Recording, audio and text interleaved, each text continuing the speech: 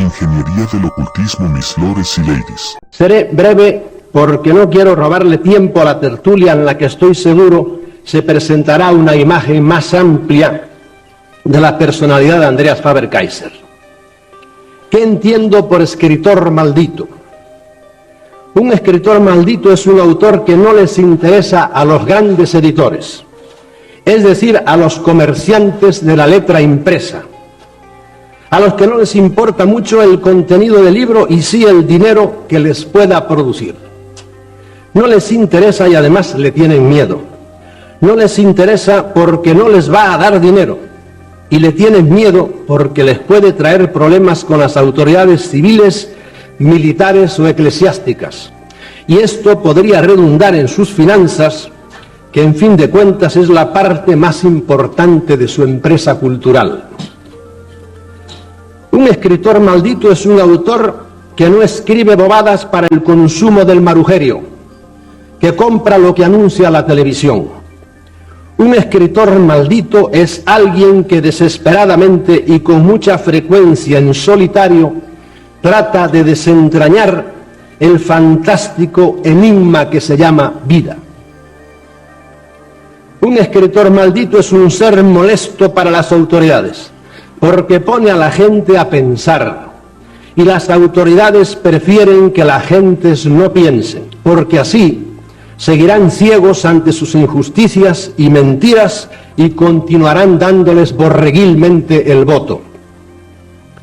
Un escritor maldito es alguien que no escribe novelas porque se ha dado cuenta de que la existencia de cada hombre es una pura novela y de que la vida concreta de la mayoría de los humanos supera con mucho la imaginación de los novelistas.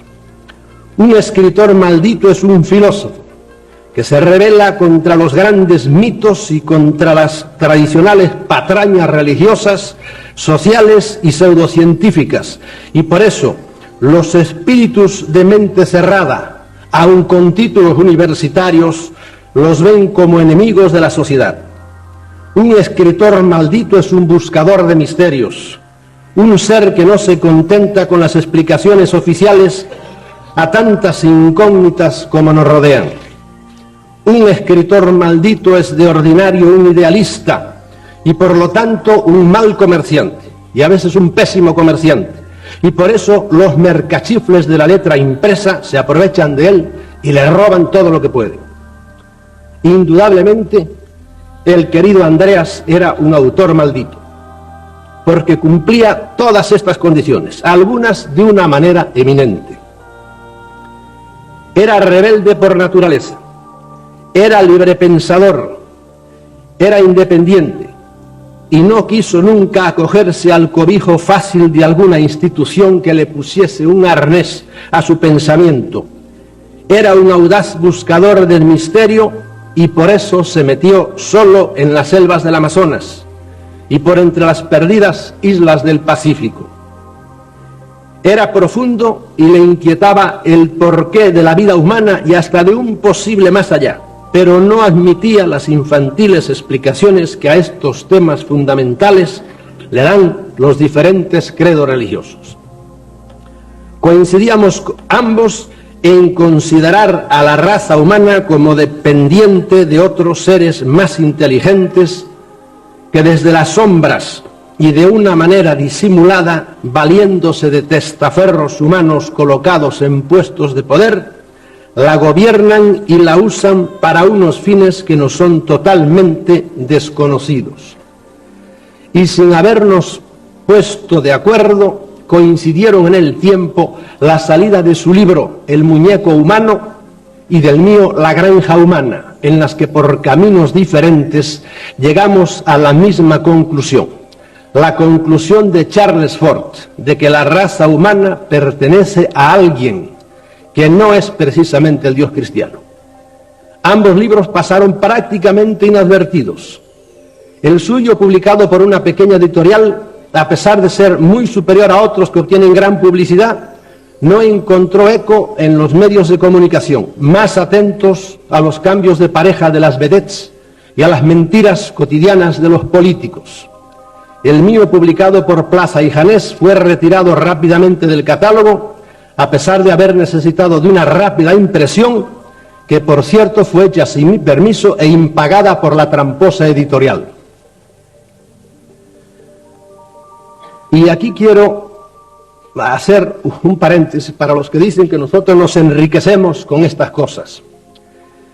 Primero, el que quiera vivir de lo que escribe, no sé, tiene que pedirle mucho a Dios, porque vivir hoy de lo que se escribe es totalmente imposible. Pero miren, yo hoy día, por ejemplo, dicen, si cobramos porque vamos a algún programa de televisión. Sí, hoy día yo ya me he cansado y estoy harto de que solo cobren los bailantes y los cantantes. Cantidades astronómicas cuando los programas culturales todos son gratis. De modo que ahora me llaman a mí de cualquier televisora, cualquier emisora. Yo hago muchas elecciones, por ejemplo, hoy estar aquí, ¿verdad? Y muchas otras. Pero me llaman de alguna televisora y digo descaradamente, ¿pagan o no pagan? No pagamos un programa cultural, pues llamen a su abuela.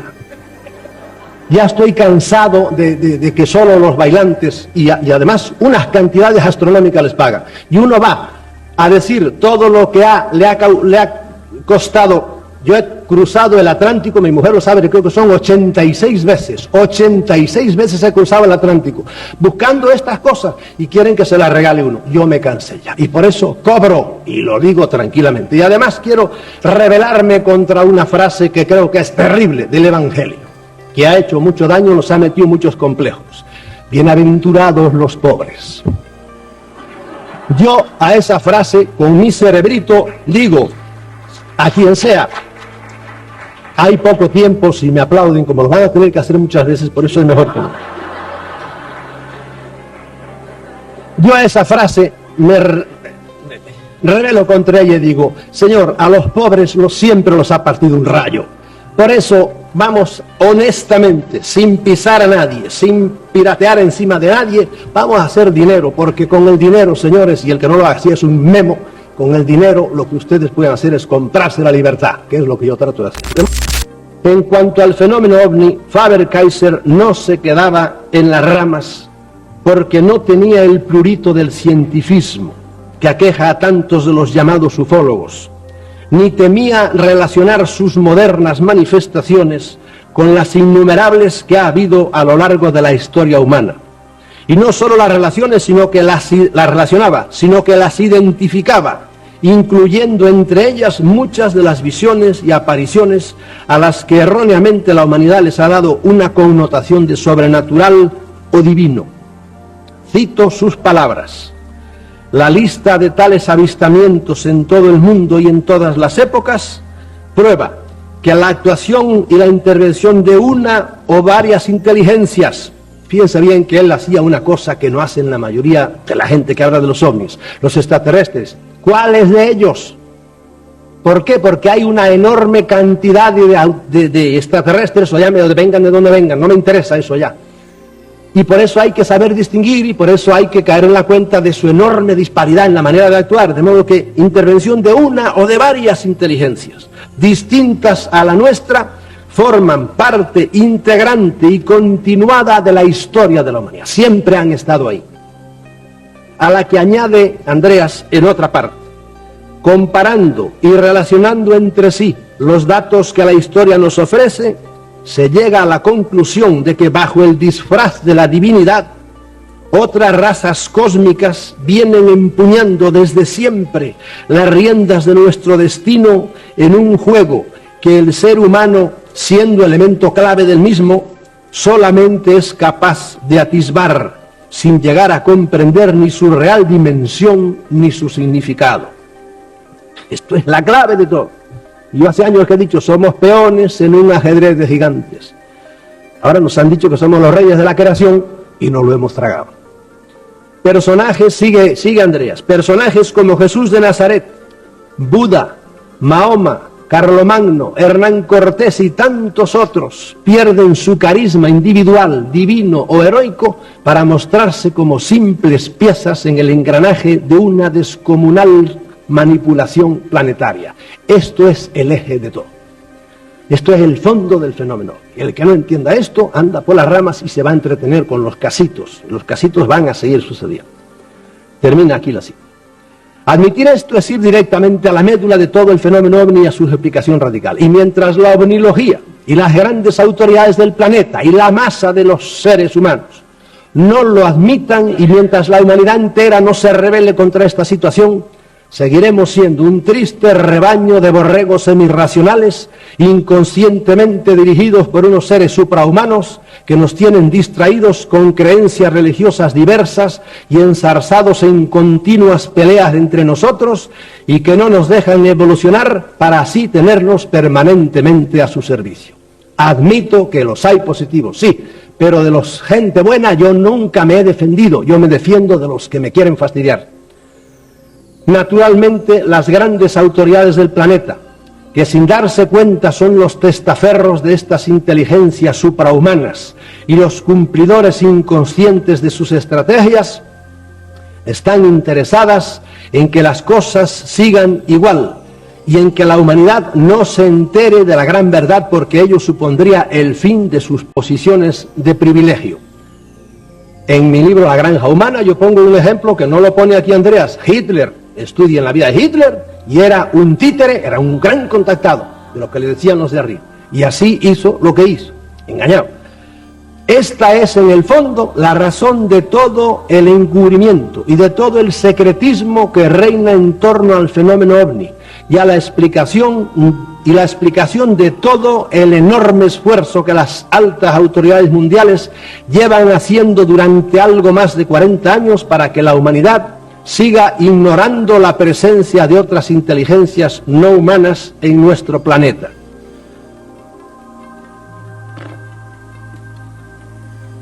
Y en este particular tenemos que decir que los grandes medios de comunicación o se han dejado engañar como chinos o se han vendido interesadamente haciéndose cómplices de la gran traición de la megaciencia y de los políticos.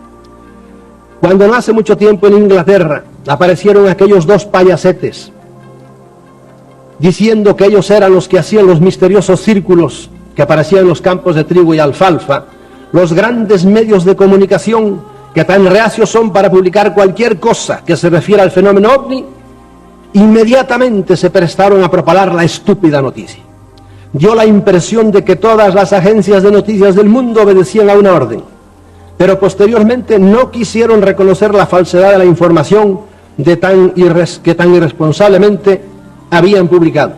Comenté con Andreas por teléfono esta noticia y estuvo totalmente de acuerdo conmigo en considerar como un ejemplo típico de manipulación mundial de la opinión pública.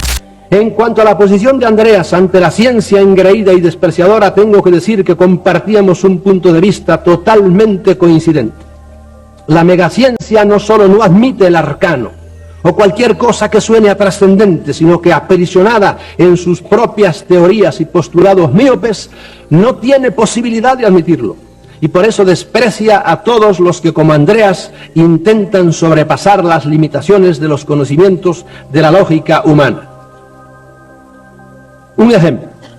El muy culto catedrático de la Universidad de Oviedo, señor Gustavo Bueno, al que ustedes puede ser que hayan visto en la televisión porque actúa muchas veces y es un hombre cultísimo, en su libro El animal divino, un profundísimo ensayo sobre una filosofía materialista de la religión, por seguir ciertos principios filosóficos demasiado exclusivamente humanos, es incapaz de trascender la embrionaria racionalidad humana y de llegar a esas otras realidades de las que estamos hablando. Aunque para ello tenga que dejar de lado verdades evidentes de las que hoy no podemos tener duda alguna, como es la presencia en nuestros cielos de objetos volantes tripulados por seres inteligentes no humanos. ¿Y por qué sabemos que están tripulados? Por las cosas que les vemos hacer. No puede dudarse de que alguien está dentro que tiene inteligencia cuando ves a ese aparato hacer las cosas que hace. Pero ellos, que son tan inteligentes, no llegan a dar ese saltito que hay que hacer, esa deducción. Y ya va siendo hora de que perdamos el complejo de que hablar de los ovnis no es científico y de que solo los científicos son capaces de distinguir lo verdadero de lo falso. El profesor Gustavo Bueno, en su libro El animal divino, irremediablemente cae en la anticientífica actitud de negar el testimonio de millones de testigos altamente cualificados. Como yo decía el otro día en la televisión, Dígame, ¿qué prueba tiene usted de que el hombre ha estado en la luna? Y los cogió un poco de sorpresa. No hay más que una prueba, es el testimonio humano. ¿Y qué más? Y papeles, muchos papeles. ¿Qué más? Pues mira, eso mismo tenemos los que defendemos a los hombres. Testimonios humanos por millones. Y luego papeles. ¿Y qué papeles tienen ustedes? Yo les enseño, mire, radar del ejército belga. Esto es radar tan bueno como el de ustedes. Pero ¿qué va? No los mismos. Solo ellos saben lo que es bueno y lo que es malo. Le pasa al ilustre profesor Gustavo Bueno lo que le pasa en ocasiones a los jueces, que por tener que atenerse a lo que dice la ley, se ven obligados a dar una sentencia injusta. Esto se pasa muchas veces, la ley dice eso, y este señor es inocente. Pero señor, usted sabe, sí, este fue el que lo hizo, pero la ley me obliga a hacer esta estupidez. En nuestro caso, por seguir principios lógicos y epistemológicos, se llega a un error. Pero a eso tenemos que objetar que amicus Plato, sed magis amica veritas. Perdónenme el escupitajo latino este. Soy amigo de Platón, pero soy más amigo de la verdad. La complejidad del cosmos no está aprisionada por la infantil lógica humana y la supera infinitamente.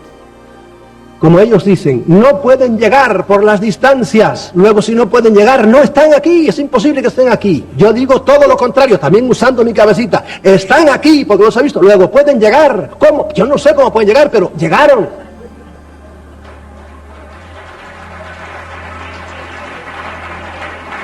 Por eso, los libros de Faber-Kaiser, Las nubes del engaño o El muñeco humano, siendo acientíficos, no anticientíficos, sino acientíficos, usan su cabeza al margen un poco de la metodología científica, van mucho más lejos y están más cerca de la verdad que los libros que algunos escriben para negar la existencia de los ovnis, o los escritos de algunos ufólogos científicos que no se sabe si van o vienen y que no tienen ni idea de dónde está hoy la esencia de la investigación del fenómeno ovni. Mire, hoy el fenómeno ovni ya no es, a mí ya no me interesan, por supuesto, ni los avistamientos, ni los aterrizajes, ni siquiera si hay hombrecitos guardados, que hay cientos de ellos, ¿verdad?, guardados en frío, en esta base, en la otra, eso ya no me interesa. Mire, hoy el fenómeno ovni es un fenómeno, primeramente, de política, es de alta política.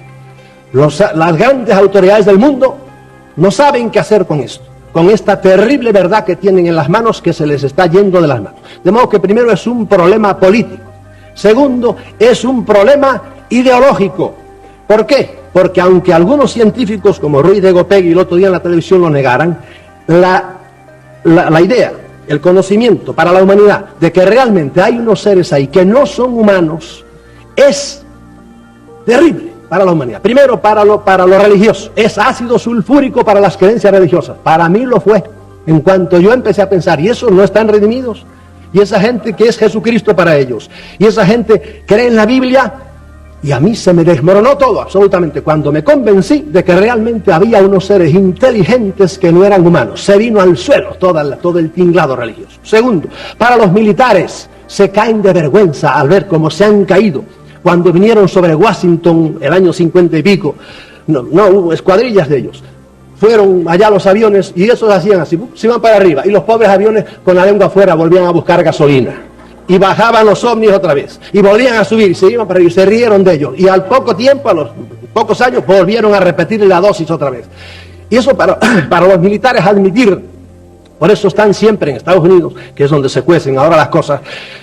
Esta de los ovnis es la National Security, la seguridad nacional que invocan siempre los militares, como si no fueran la más grande amenaza a la seguridad nacional ellos mismos. Pero siempre están hablándonos de la seguridad nacional, ese cuento que ya no se lo traen ustedes nunca. ¿Qué más? Para la ciencia no sabe cómo explicar cómo es posible que hayan andado desde la estrella más cercana que está a tantos millones de años luz. Empiezan a echar cuentas, porque se imaginan sus cohetes caminando por ahí echando humo por detrás, y no tienen otra manera de hacerlo. Es decir, que viene todo al suelo. Por lo tanto, hoy el problema ovni, el fenómeno ovni es un problema ideológico. ¿Cómo se resuelve eso? Es un problema filosófico. Tercer nivel, el problema ovni, ¿qué es? Es un problema vital. ¿Cómo vamos a reaccionar la humanidad? ¿Cómo va a reaccionar ante eso? ¿Qué tenemos que hacer? Y no quiero entrar más a fondo en esto porque es terrible. Cuando la humanidad se dé cuenta de que estamos siendo invadidos, no con cañonazos, no van a dominar, no. Con esto, va a ser terrible. Yo cada vez que veo 100.000 jóvenes ante un gorila que está con una guitarra en la mano, dale que das, y 100.000 jóvenes ahí, y los he visto muchas veces porque estuve al día siguiente del primer gran festival multitudinario que fue en Woodstock. Al día siguiente fui yo allá y me quedé pasmado con todo aquello que vi allí. Yo digo, aquí ciertamente está habiendo una invasión. Lo que pasa es que algunos van a tardar todavía años en darse cuenta de eso. Esto fue un paréntesis.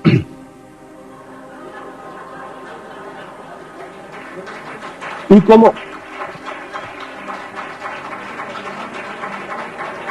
ya solo me queda una página y media, de modo que tranquilices.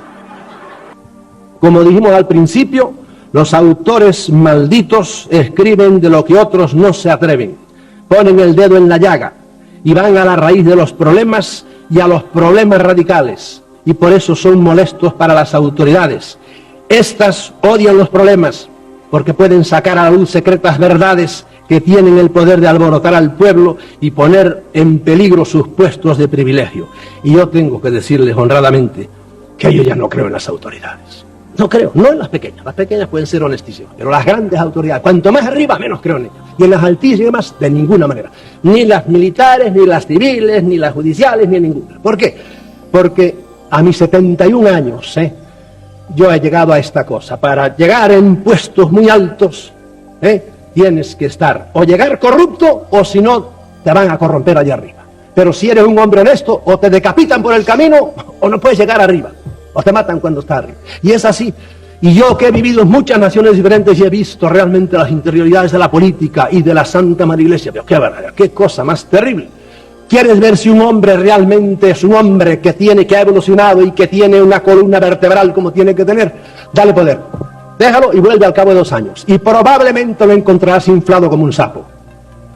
Ya se cree alguien. Tenemos los grandes ejemplos aquí en nuestra patria.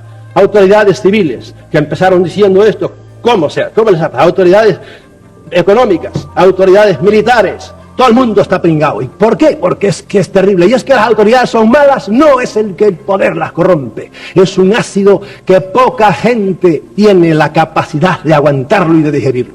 Y por eso yo, honradamente, de las grandes autoridades no me fío un pelo. Este es otro paréntesis. Murió Andreas y los grandes medios de comunicación, tan atentos a las payasadas de los políticos y de los famosos, no dijeron nada.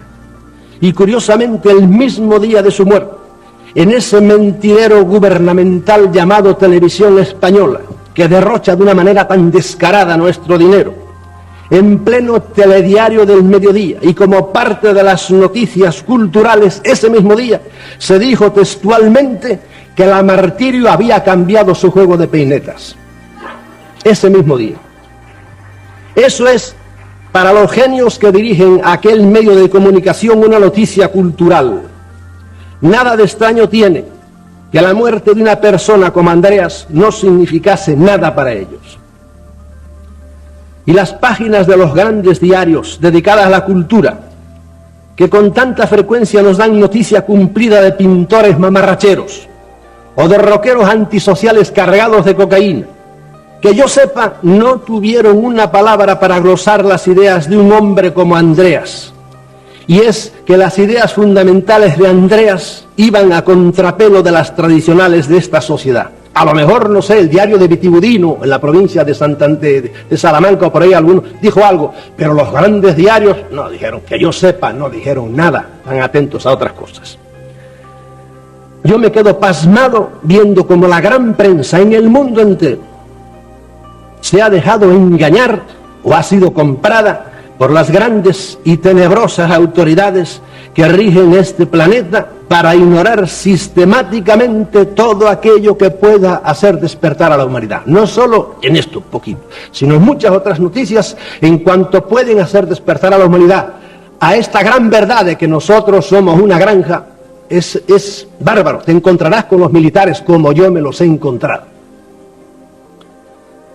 Científicos engreídos, militares abusadores y prepotentes, políticos mentirosos y rateros, y eclesiásticos fanáticos y fanatizantes eran 4 tipos de personas especialmente detestadas por él.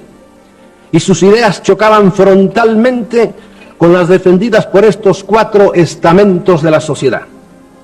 Sus ideas molestaban a los científicos porque cuestionaban algunos de sus postulados y sobre todo cuestionaban el servilismo y la gran traición que la megaciencia le ha hecho a la humanidad, al ponerse al servicio de la paranoia militar y belicista.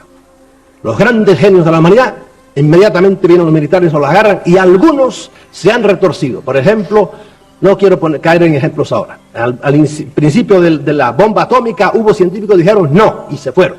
Pero otros siguieron trabajando con ellos.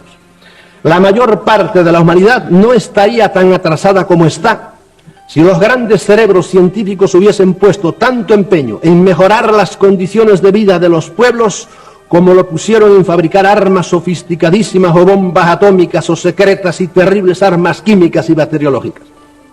¿Cómo es posible que en un planeta con tan enormes océanos haya millones de personas que llevan una vida miserable por falta de agua? Es posible porque la megaciencia, en vez de haber dedicado sus conocimientos y sus esfuerzos a descubrir métodos fáciles y baratos para desalinizar el agua del mar, que es una cosa que se puede hacer con el dedo meñique, se ha puesto al servicio de los militares para realizar tareas mucho más difíciles, mucho más costosas y sobre todo mucho más perjudiciales para la humanidad, como es la fabricación mediante la tecnología más avanzada de un armamento capaz de destruir a toda la humanidad. Esta es la gran traición de la megaciencia. Andreas era especialmente sensible a este tema, del que hablé con él en más de una ocasión. Su antimilitarismo era radical. El abuso de los grandes y de los prepotentes, de los que no dejan crecer, ni opinar, ni siquiera defenderse a los demás. La idea de que todo puede arreglarse con la violencia de las armas. Recuerdo un día que, conversando en un receso del Congreso de Costa Rica, me decía: ¿quién librará a nuestra sociedad de los militares, y más que de sus personas, de la mentalidad militar? Eso de que no podamos vivir sin tener grandes ejércitos y estar amenazándonos unos a otros. Y recuerdo que me adujo de memoria la cantidad de dinero que en el presupuesto de aquel año el gobierno español iba a dedicar a las Fuerzas Armadas. ¿Qué diría en la actualidad si supiese que la colaboración española para la fabricación del caza europeo es de 800.000 millones de pesetas? Usted no tiene idea de lo que es ese dinero. Y que cuando esté fabricado, cada uno de esos aparatos nos va a costar 7.000 millones de pesetas. Aviones que el mejor uso que se pueden tener es pudrirse sin que hayan servido para nada. ¿Por qué en vez de comprar hace unos años 70 aparatos, no sé si F-14 o F-16, con un precio que sobrepasó los 500.000 millones de pesetas, no se compraron solo 50 en vez de 70, y hubiese sido más que suficientes?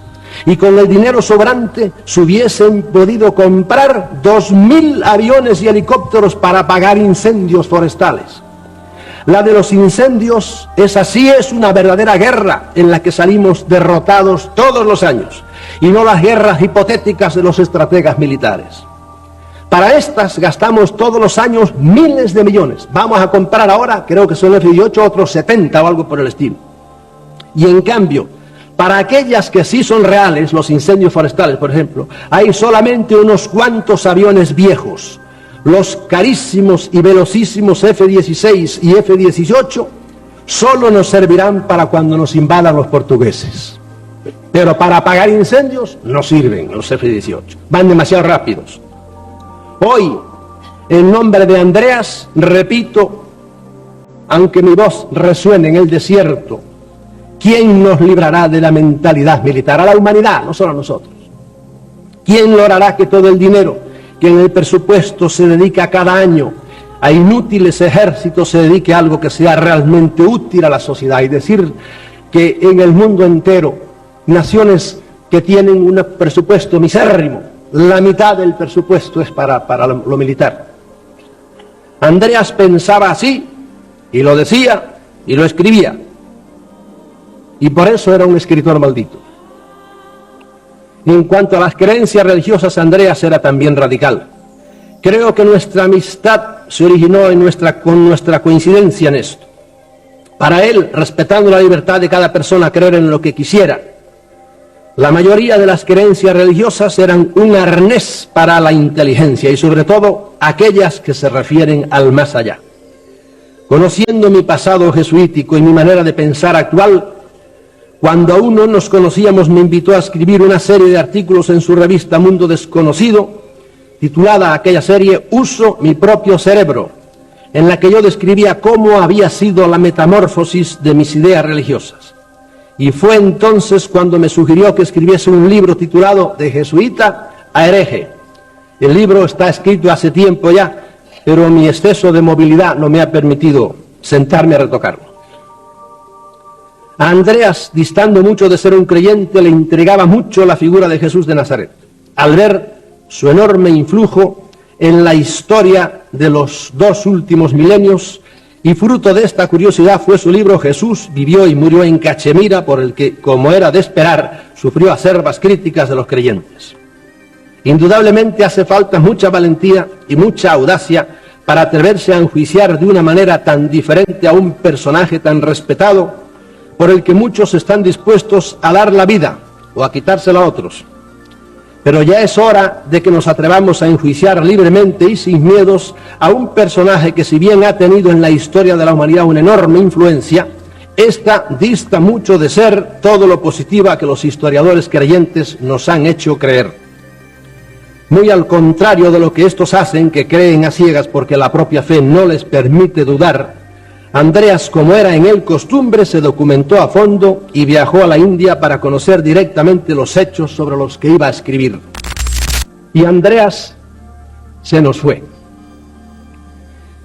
Y no hay en nuestra desquiciada sociedad suficientes escritores malditos como él, o de su talla, para desenmascarar tantas mentiras oficiales y tantos estúpidos tópicos sacralizados que mantienen entontecida la mente de las masas. Tópicos intencionadamente mantenidos por todo tipo de autoridades que le han cogido el gusto a sus poltronas y no las quieren abandonar.